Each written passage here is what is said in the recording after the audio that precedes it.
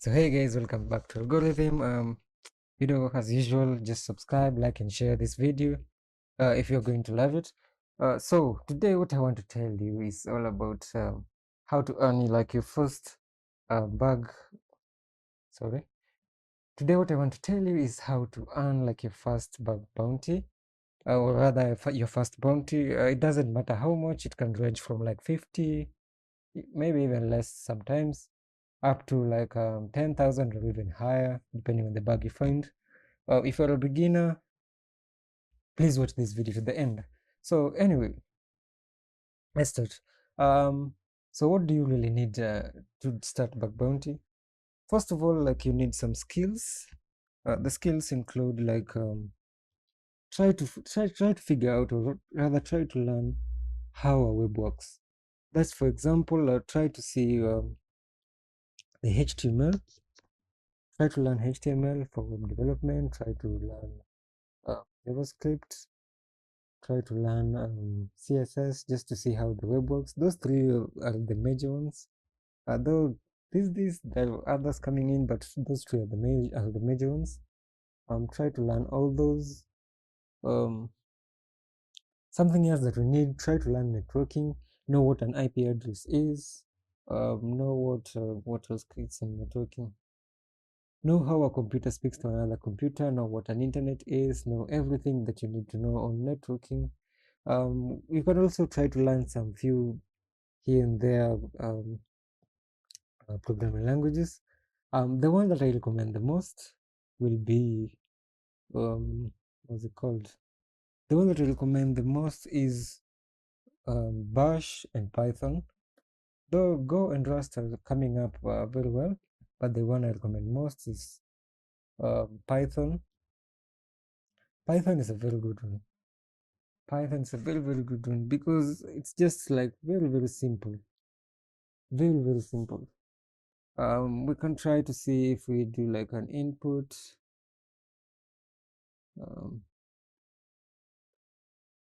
So let's say hey, we just get hey. Python is just very basic English, very basic English. You can do Python. Bash is a little bit, though it's still good, but it's a little bit hard if you don't understand like programming, just the basic programming languages. Bash will be a little bit harder. So if I exit on this one, Bash will be something like this. Though I'm still going to create like let's echo like hello world. Hello world. We get hello world. This is just the same like when in Python, if I do like print, if I do print, how should I put this? If I do print, then I just write hello world. And in Python, just for strings, it's not a must that you put double quotes. You can just put a single quote and it will still work. You can see it prints out hello world. It's just the same like this echo.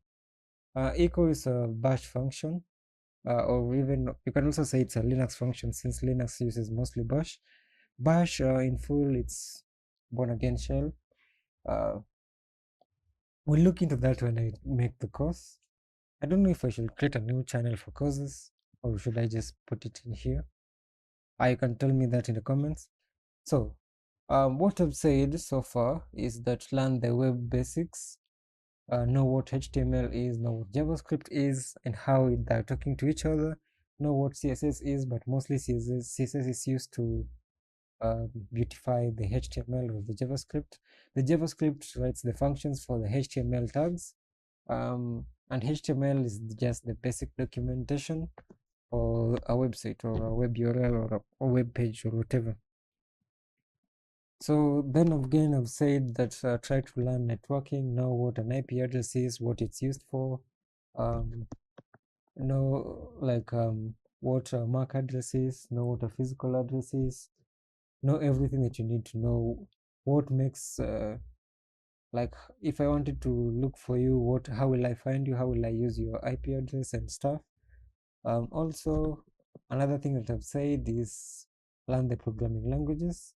like Python, like this one, the one we are doing here, and also learn like Bash or Go or Rust, whichever one you want. Like if I show you, so I'll just exit out on this again. If I do like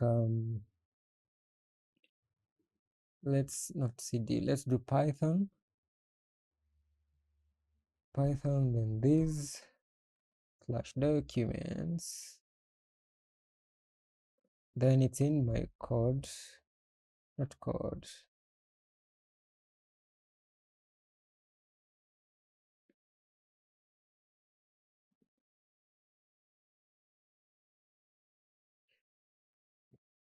So for example, if I clear this and I just do like here slash code, not slash code, slash documents, then slash code, not even in code, slash tools, then gripper, then gripper.py. What do I want to do with it? I want to mousepad it, so I'll do mousepad.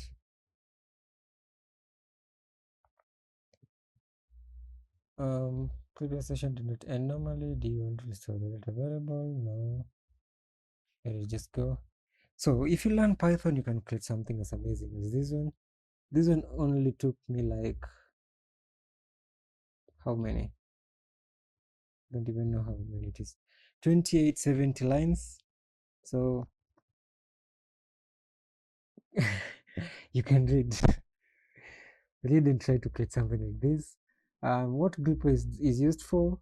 Gripper, if we just do Python here, I don't know if it will work like that. Yeah, it works like that. Reason why it works like that, if I just do that -h, it's supposed to work. That's because I've made it an executable file, and I've also added like if I do mousepad again, this here. So this is what makes it run with Python 3. If I just run it like this without any Python preceding it. So this is gripper. If you want to find gripper, you can look for it at, so let me just clear. I didn't even have to clear it. So let's do again that where you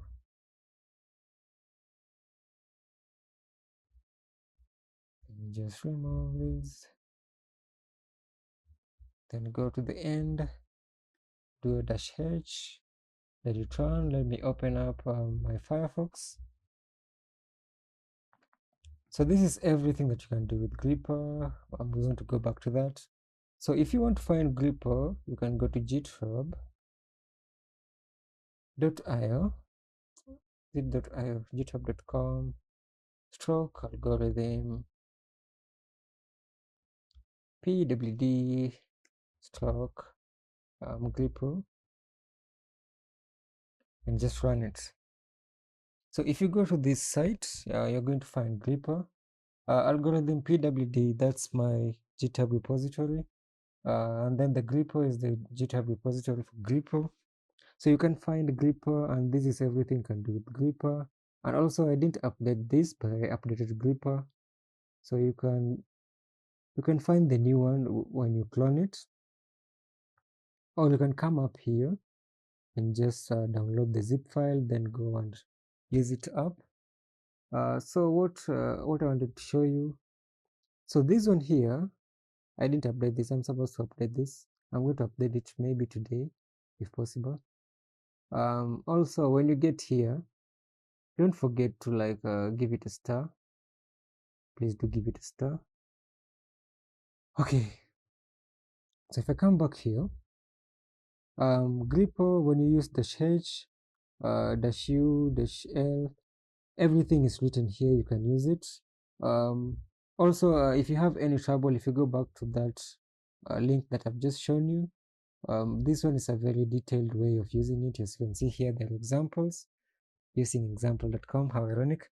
Anyway, let's continue. So grip is a very powerful tool. Please use it responsibly. I made it because I wanted to like help you guys, just like to find your first bounty. Um, but please don't use it for illegal stuff. If you use it for illegal stuff and they find you using Gripper, please don't tell them that I told you to use it for illegal stuff, because I'm an ethical hacker and everything I do is ethically made. Or I don't know where that was going, but everything I do has some ethics in it. Anyway, so after learning the programming languages, after learning networking, after learning how the web works, that is after learning everything like that, now we want to see what the tools we can use. So if you venture into bug bounty and you know all the things that you need, one thing that you need is an operating system. Like for example, if you look here, what I'm using is called Kali. It's a Linux distro. So this one, it has everything that you need in hacking, as you can see here. If you want for things for the information gathering, maybe let's say like this DNS, we can try to see a DNS map of like let's see, let's do what should we do? Let's try this one here. Control Shift C V, then just do that. So if we do a DNS map, for example, .com, it's going to run through and try to find everything about it and tries to map that network. Let's see here, what else is here? So information gathering, we have all these, we have angles, we have everything you need. It's in Kali. If it's possible to find a Kali made, what do we call it? If it's possible to find a Kali made laptop, you can do it. Mine is on dual boot, so this is Kali, but I also have Windows. But if you find a Kali one, that's better. If you want to use Kali on Windows, you can use a virtual machine. You can go to the Oracle. I don't remember it because it's been long since I've used it. But you can use a virtual machine. Just type virtual machine. It will probably find. We can even still do that here. What am I saying?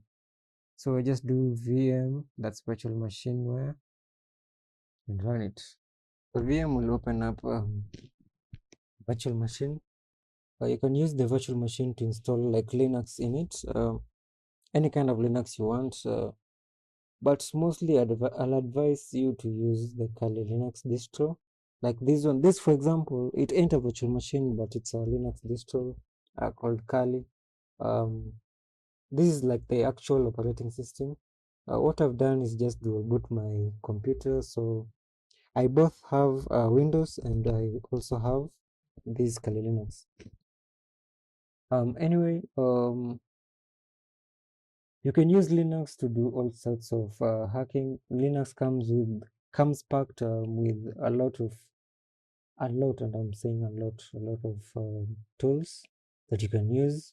And also it has been given, they've been classified into different sections like the information gathering, vulnerability analysis, web application analysis, database assessment. Probably here you'll find like SQL map and SQL browser. Password attacks, you can use like John the Ripper. Is it called John? Yeah, John the Ripper, and any other here. You can do some wireless attacks on like Bluetooth and Wi-Fi and stuff. You can also try to do reverse engineering. Like the MSF framework is a very, very good framework. It's very, very good. I think, I don't know where it comes from, but I think the Kali people made it. It's a very, very good framework. Also, on that, what are your thoughts? Should I on the next update of Gripper, should I like make it into a framework or not?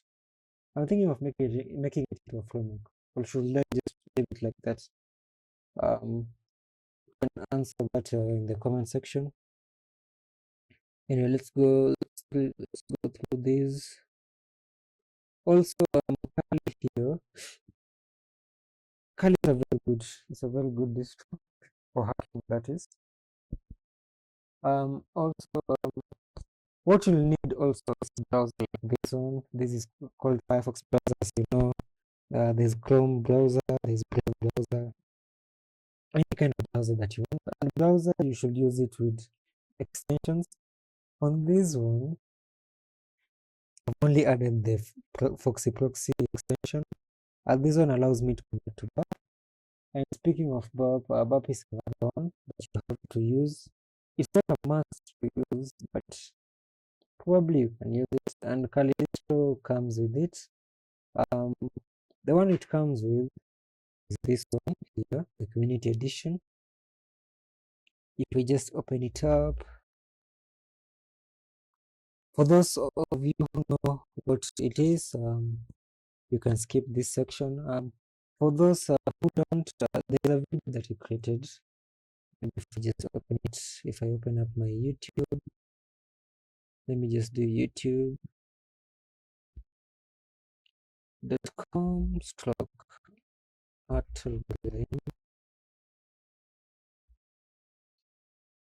Let's go, then just run it. Did it run? Then just run it. This is the community. Yes, this is the community edition. It doesn't differ that much from the professional edition. I don't think it differs that much. But there's some things that you can do on the professional one that you can't do on the community one. But if you have the community one, that's still a plus. So if you go here on this video section, so I have to close one of these Burp Suites.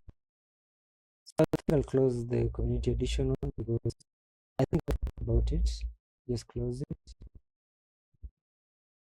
because I can see here my CPU usage is getting rather high, and also I know you can't hear it, but my fan is very loud. It's becoming very loud. So anyway, this is the professional edition. There's things about the professional edition. One thing is fast. Another thing, they added an API for AI. I don't remember what the AI is called. It will open up. So I don't remember what the AI is called. I don't remember. But this new version, it has AI in it. Also, professional version is always faster than the community edition. You can try, if it's possible, please buy this. It's rather high. It's rather high. Let's see. Burp Suite professional price. It's not bad, but don't buy it if you know that you're going to lose up with bugbounty. But if you know that you're going to, as you can see here, it's $475. If it's too much for you, don't buy it. But if it's something that you can afford, buy it. And if you are good in bug bounty and you know you'll probably get bugs in future, you can still buy it, because this one is just the price for a whole year, not for a month. Anyway, when you come here on the video section, there's somewhere I talked about Burp Suite. I don't know if you guys are using the Destructor extension. Let's see. Where are you? Yeah, this one. The Indeed Live Bug Bounty Hunting.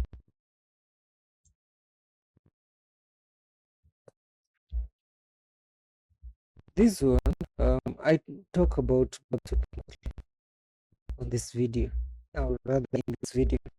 I talk about Burp Suite mostly, so you can check it out. This is an extensive Burp Suite tutorial. You can check it out. Like I was saying, Burp Suite is $475 per year. You can buy it if you want. If you don't want it's rather expensive for you. It's not a must for you, but you can still use the community edition and still get some bugs. So anyway, so for now we have the skills of the basic skills, the networking skills, the programming skills. Another thing that we need is a Kali machine or Kali OS, or rather, oh, this is something that I forgot to tell you. If you still want to use Windows and still be able to hack, you can use something called WSL. It stands for Windows Subsystem for Linux, not the Women Super League. It's the Windows Subsystem for Linux. This one it hosts the it does use Ubuntu, and how can I say this? I don't know if it's written somewhere here. Let's see. The Windows subsystem for Linux will make you use a bash terminal on your Windows machine. I think I'll show you. I don't know if I think I'll show you something.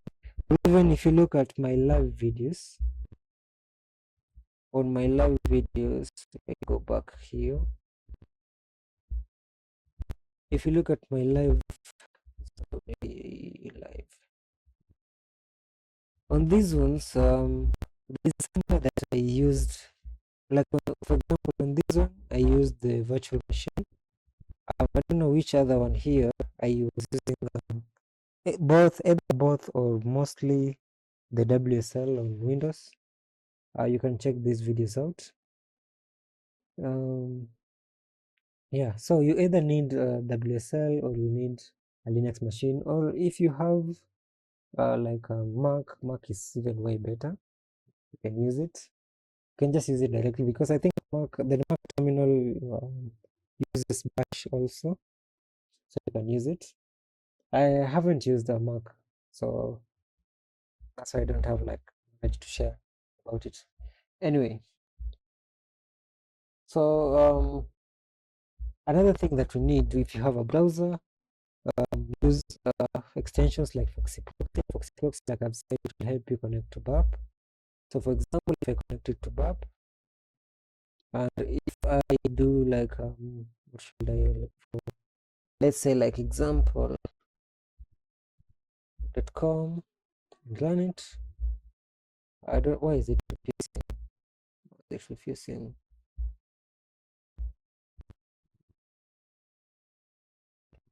Is it refusing? Let's try again. Let's remove it. Then let's take it back and reload this. Since it's refused, we won't look into it. But in all my videos, I do use Burp. Instead of Burp, also you can use Kaido. I don't know if I have it. Kaido is also an alternative for Burp. I think I hate it. I think it was it's in my other machine, but you can use Kaido. Kaido also has a community edition and a professional edition. You can use it. I haven't used Kaido in a while. I haven't used it in a while, but it's also good. It's also good. So when you have all these knowledges or all this knowledge, if you need anything like any open source, you can use GitHub for that. GitHub people just to give us whatever you want. If I wanted something that scans for like it scans for what can we scan for? Let's say WordPress scanner. I can just search for it, and probability is we'll find it. Yeah, all these are WordPress scanners, and as you can see here, we can even go up to page 35. The best one is called WP Scanner. It's not even here. Oh, it's here. WP Scan.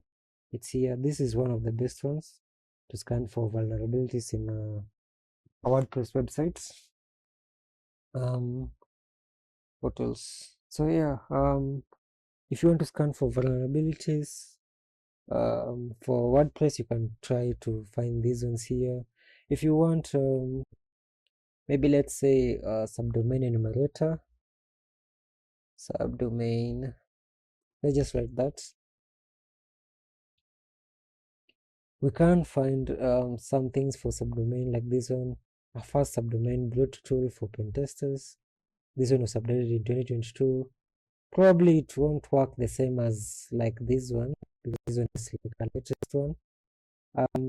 This one has been updated like grab your own sweet looking.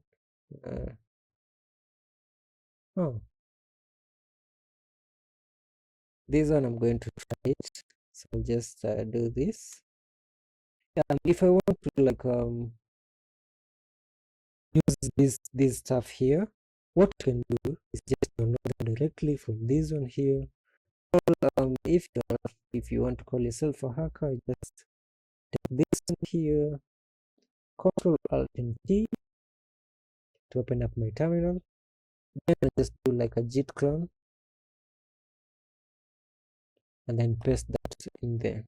So when you do that, when you just click enter, it will download it automatically. But I'm not going to download it now, so I'll just leave it like that. We can close this since I'm not going to use it apparently. Yes, okay. So what else do we need? You must use, not a must, but if you are doing, what I'll suggest, let me start with that. What I'll suggest is mostly try to do manual testing. If maybe let's say you were searching for vulnerabilities on YouTube, go to YouTube, go through everything in here. That is by clicking, try the sign in, click and click. Maybe use like Burp Suite maybe to see what is going where and that and that. Try to insert payloads through Burp Suite. Don't rely mostly on automation, though there are some people who make a lot of money on automation, but don't rely mostly on automation. And you can write your own scripts. But mostly what I'll advise you is you'll find more vulnerabilities when you do what's it called, manual testing. Also, on a browser, if you just do Control Shift and I, you'll open up a developer tab here. It has already reloaded itself, I think. Or rather, if I reload this one here, this one I'm on the network tab. The network tab shows you everything that is being requested and what is being responded. For example, on this, obviously, the 200 question that it's working. So in here, we can format it to get like, this one only gets the JS. I can just get the HTML only.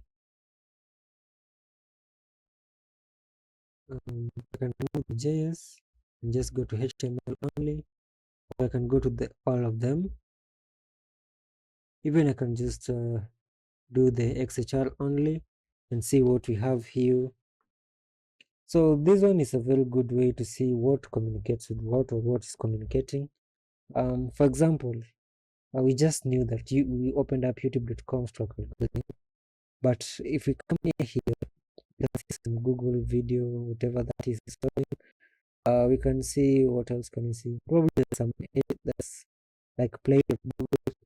This is probably for what's it called? The YouTube app, probably. That's what's being loaded there. Being called the YouTube app for the phones. I mean, for Android. What else can we find here? There should be some APIs in here, probably. Anyway, that's the network tab. You can inspect it to see the HTML code, how it was written, everything being called in. There's some scripts in here being called in. Or rather, I think even there's some scripts written in here. Let's see if this will open up. Yeah, there's some scripts being written in here, but probably they're calling other scripts into this HTML, and everything, like the images, the links, everything is written in HTML. So that's why I'm saying that please try to understand HTML and JavaScript, because that's the script being put in here, and CSS for beautifying this. system for this web page. So if we go into the tab and I just like CSS, don't know why it's not loading. But it should load. Maybe if I reload it again, which I'm going to do right now. So that is what you need to know. Remember to know, or rather to go through HTML, JavaScript, CSS. Those three are the main ones for creating a website. So understand them, and then you will probably come to know how what speaks to what. Now expanding the knowledge, knowing like the APIs and stuff. Read through the networking stuff, the IP addresses and whatnot. Now, if you have all those knowledges, or rather all that knowledge, the next thing to do is go to like try hack me. There is try hack. There is try hack me. There is Portswigger, the people who make Burp Suite. This one, this try hack me. These two are the ones that I can mostly recommend. If you go to this, you can learn how to hack. You can learn, as you can see here, experience our free interactive cybersecurity learning. You can learn how to hack. Portswigger, mostly you can learn all the I don't think it has all of them, but most of the vulnerabilities you can learn through Portswigger. What else can we do? After learning all that, now you want to start searching for vulnerabilities. So to do that, you have to search for the programs that have vulnerabilities. Don't just go hacking any site that you want. That's not ethical, and you'll probably get caught, and you'll probably end up in jail and die. Anyway, after that moment of silence, we need to find platforms that we can find programs to hack on. And for the platforms, they include like HackerOne.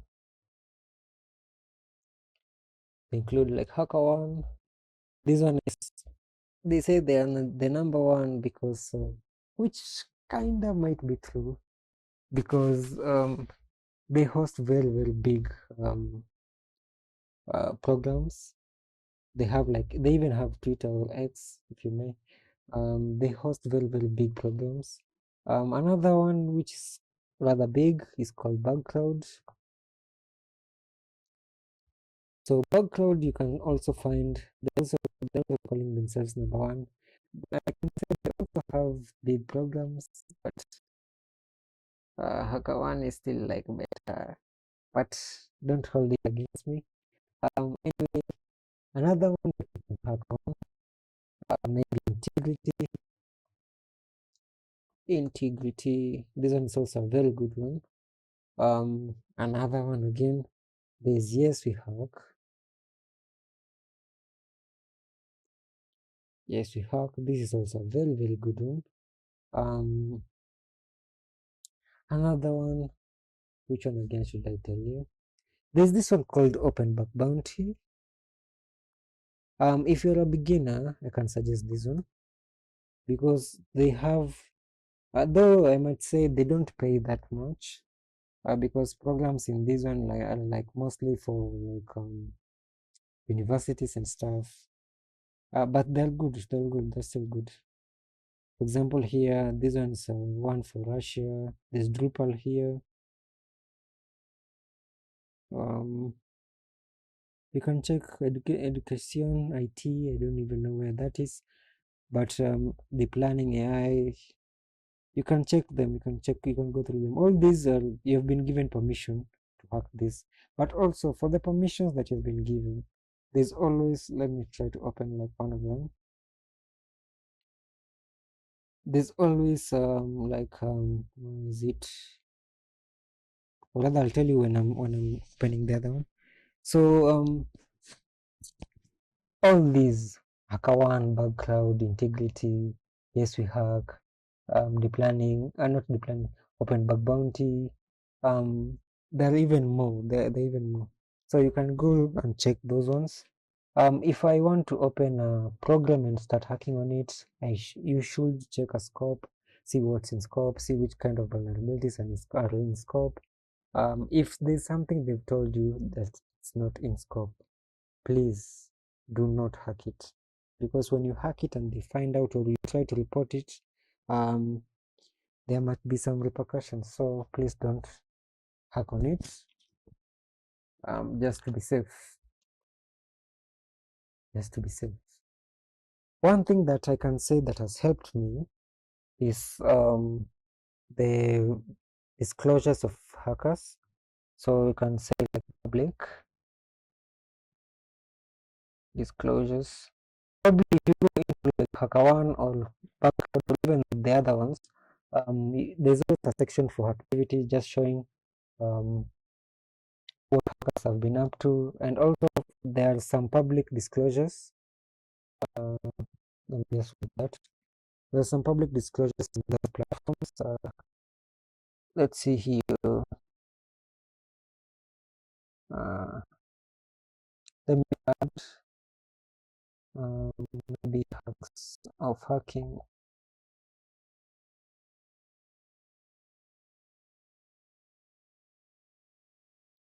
Okay.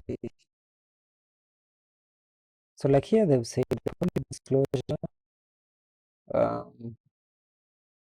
making information about discovered vulnerabilities publicly available.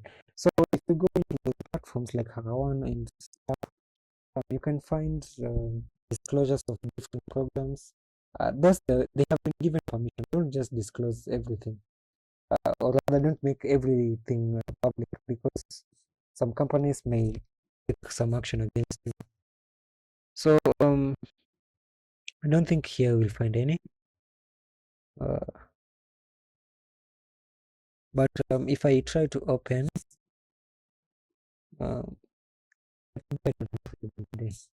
so if you log into like HackerOne, there's always like an activity tab somewhere. If you click it, you'll find a lot of disclosures, a lot of programs which you can read through. They can give you an idea of how hackers do find vulnerabilities, which is a good thing. That's hackers helping hackers. That's a very good community. Anyway, if you still are unsure of what you want to hack, there's always something like this one. So it's called bbradar.io.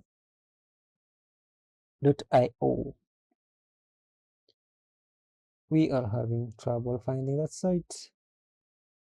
Why? Rather, let me just write bbradar. So here it is. If I try to open it, please find it.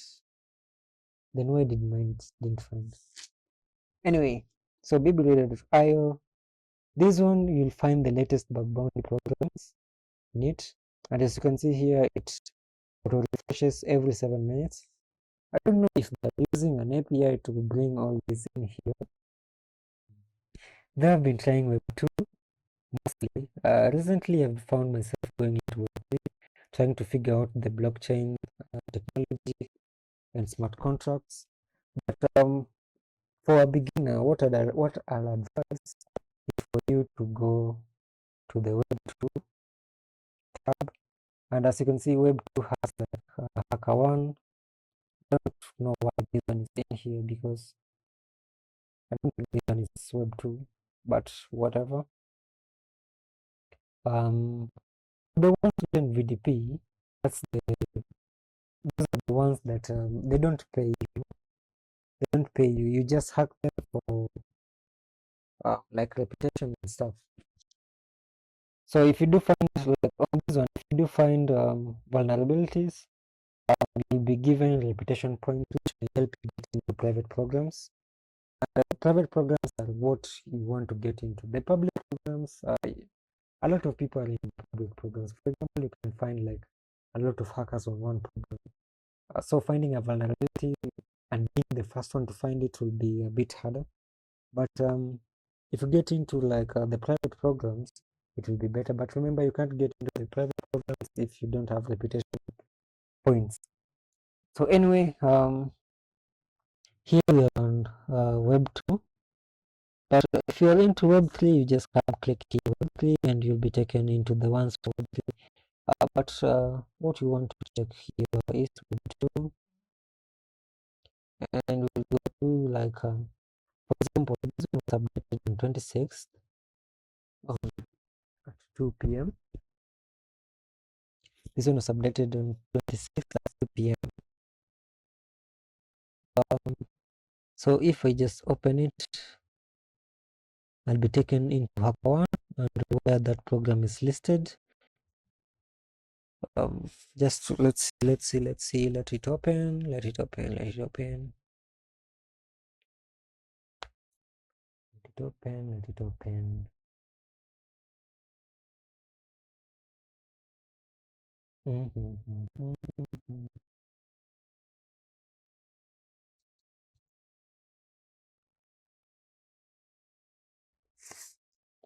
So as it has opened here, we have an overview telling you what this organization is about.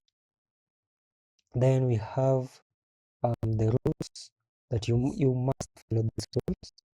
Don't do this one is in every program they do this one. You might find maybe some of these others are changed, but this one, do not deny any service. If you find something that you might deny a service, report it, but do not deny any service, because that's very, very bad. That's very, very bad. We also have here exclusions, are things that you are not supposed to do. That's just self-explanatory, things that you're not supposed to do. Okay, then after that, just go to the scope. Go to the scope. The scope is where you find the domain or subdomain or wildcard of what you want to do, what you're supposed to do. That is, for example, all these are in scope. If it's written here in scope, you can hack on it.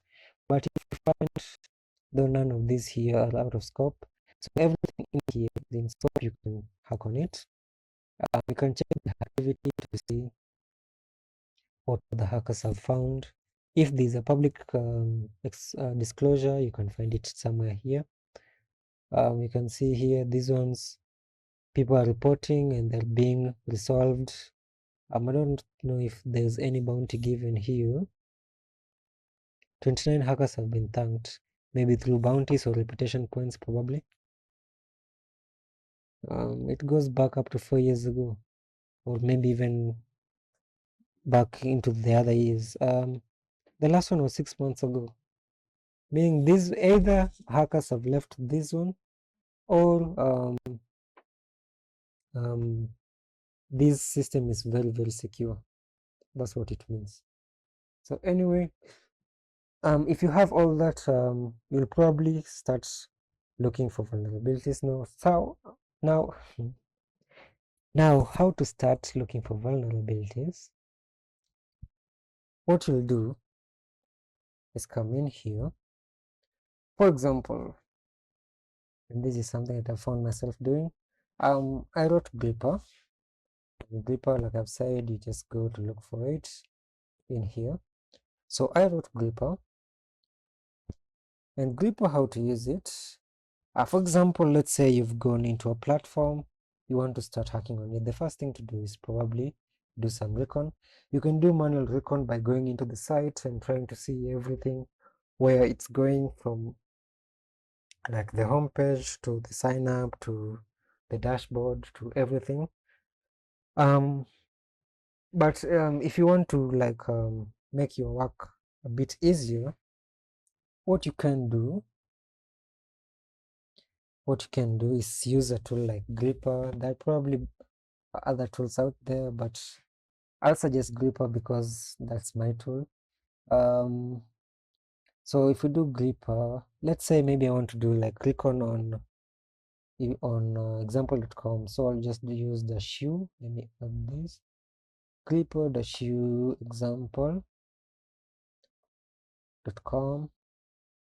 So that won't work because I haven't given it a flag.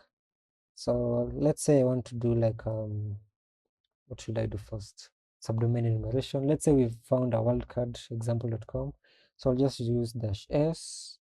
-s comes from this here. sub enumeration. You can use -s or list sub enum. So with that, as you can see here, we found all these subdomains, but it doesn't necessarily mean that all these subdomains are live. And to confirm that, we can use the -lv. So first, before even we do all that, let's say I'll create a directory. So I'll just make a directory, name it example. Then I'll move into that directory, so example. Then I'll clear. Then what I'll do here, I'll just do the same thing here, but I'm going to save it out with -o. Let's say these are subs.txt. Just run it. So this is the first thing that you have to do when you're looking into what's it called? When you're looking into a wildcard, try to find the subdomains, as many subdomains as possible. Gripper does look for subdomains, as you can see here. If I ls, now I do have the subs.txt. We can check if these subdomains are live by using, let me add it again, by using a -l. Then we just do subs.txt. Then I'll do -lv for live subs. Then I'll save it out with -o. Then just that is live subs.txt. It doesn't necessarily mean that you have to use .txt, but that's what I like using. Then we'll just put it enter. Then this one will probe and will check if these ones are live or not. Let me just continue and see. So all these green ones means they're live. All these green ones means they're live. So that is basically how you start hacking. So let's say you've hacked a website. Don't know why only 4 are live. My internet cut off, but let's say you've hacked and hacked and hacked and hacked and found a vulnerability somewhere. When you're writing a report, what do you need to do? Just clear this. So when you're writing a report, make sure you know the kind of vulnerability you found. Don't write a report about a certain, maybe an XSS, and what you found is an SQLI. You might say that nobody can do that, but it does happen. It does happen, especially the vulnerabilities that are not mentioned on ports figure. People get confused about them. Let's say, for example, you have an XSS. The title, like the XSS, you found an XSS on a certain, maybe an XSS that does something, maybe it brings out the document location, or rather the, let's say, for example, even you can use XSS to do remote code execution. That's an RC. So make sure you write that title like that, an XSS that causes an RCE. In the report, I wanted to open up mousepad. So mousepad report. So let's say the title. Let's say the title. Let me add this. The title. Let's say XSS causing. Though not that you copy this exactly, but XSS causing the remote code execution, maybe on the subdomain.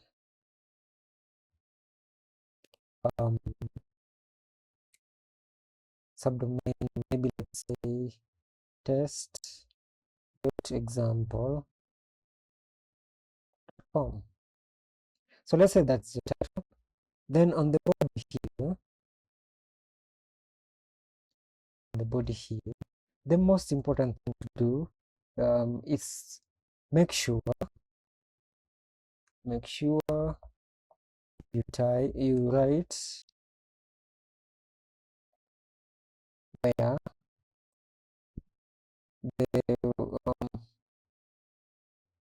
not just where, exactly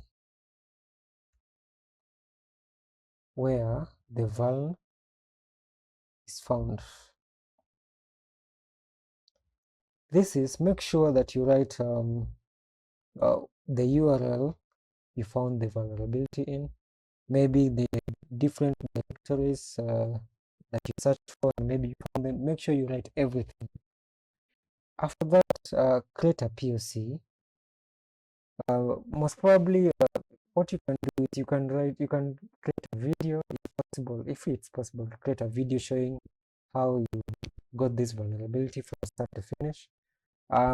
If there's an exploit, you can also give them that exploit. You can write it in a TXT file. It's not a must you write it in like a .py, because maybe sometimes uploading the .py or .js or anything won't work.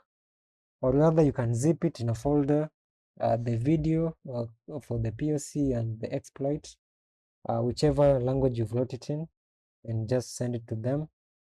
Also, something else you can do, you can write the measures on how to like curb the vulnerability, or measures on how to make sure the vulnerability is fixed, on how to curb with the vulnerability. Yeah, like that. Also, this is not a must, but if possible, and this has helped me included, that's helped me get some.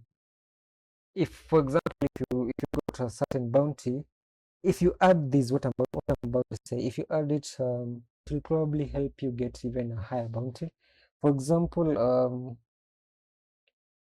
if you give an example, maybe using different browsers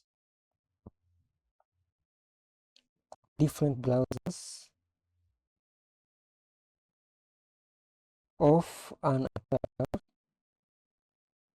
This is a simulated attacker, and the user. Maybe how this attacker got into the user's account. If you do this, you might probably get a higher bounty than what was supposed to be given. So if it's possible to create also a POC of this, that will be good. That will be good. And with that, you'll be able to get a fast bounty probably. Also, one thing to note, bug bounty is not a very easy task, and don't lose hope. Try and try and try and try more. You'll get something if you keep on trying. Don't lose hope. And this is not something that you just do for like 10 minutes a day. Try to do at least an hour or two a day. If you to get into a program and just go through, you don't necessarily have to get to be looking for vulnerability every single time, but try to map out a website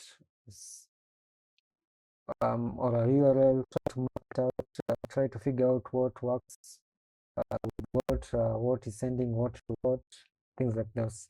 And with that, you might get a vulnerability and send it and probably get bounty out of it. So with that, I'm going to stop this video from here, and please do subscribe, like, share, turn on the notifications for the next video, and thank you for watching this video. See you in the next one. Capish?